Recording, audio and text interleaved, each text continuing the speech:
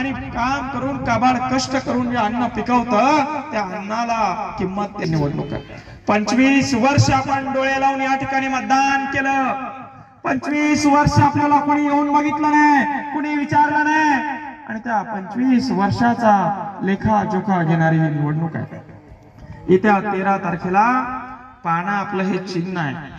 लढू शकतो आमच्यासाठी, अर्ध्या रात्री रस्त्यावर कोण येऊ शकतो आमच्यासाठी, या ठिकाणी या व्यवस्थेला कोण प्रश्न विचारू शकतो, मायबापो एवढा प्रचंड कठीण। आणि ही निवडणूक तरुण बांधवांनी या ठिकाणी हातात 20 वर्षाचं शेतकऱ्याचं पोरग 25 वर्ष सत्तेत असलेल्या माणसाला सुरुंग लावताय, अशा चर्चा आता पूर्ण देशावर। ही तुमची ताकद आहे, हा तरुणांचा देश आहे, ही तरुणांची ताकद आहे, आणि तरुणांच्या पाठीवर ज्येष्ठांचा आशीर्वाद या ठिकाणी आहे।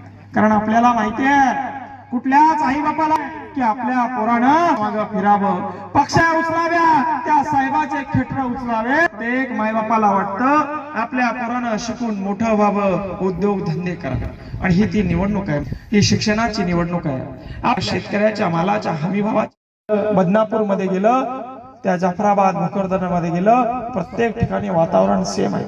तरुणांचा आकांत, युवकांचा आकांत या ठिकाणी बोलतोय की आता आम्हाला बदल हवाय। 25 वर्षापासून जो अन्याय आपल्यावर सुरू आहे, आणि तो अन्याय या ठिकाणी आपल्याला आता हाणून पडायचा। या छत्रपती शिवाजी महाराजांच्या महाराष्ट्रामध्ये आपल्या आई बहिणींच्या डोक्यात लाट्या काट्या मारून त्यांचे रक्त या स्वराज्याच्या मातीत सडण्याचं ज्यांनी काम केलं, त्यांना आता धडा शिकवण्याची वेळ आलेली आहे। मायबापो, जो अन्याय मागच्या वर्षभरापासून आपल्यावर झालाय तो 18 पगड जातींवर, दीन दलित गोर गरीब बांधवांवर, बंजारा दलित समाजावर सुद्धा होतोय।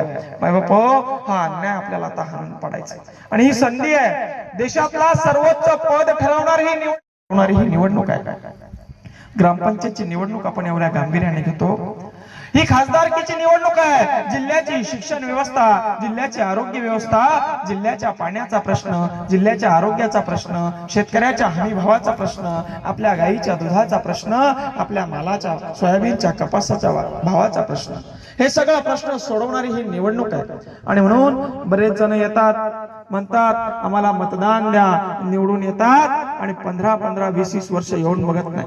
बऱ्याच जणांना असं वाटतं की यावेळी जर हे नको असेल तर त्याला आपण पर्याय म्हणून देऊ, कारण एकटा मंगेश साबळे येऊन काय करणार आहे, बरोबर ना? प्रत्येकाला असं मला विरोधी पार्टीवाले विचारतात की एकटा तुम्ही येऊन काय करणार आहे, मायबाप तिकडच केला असतं।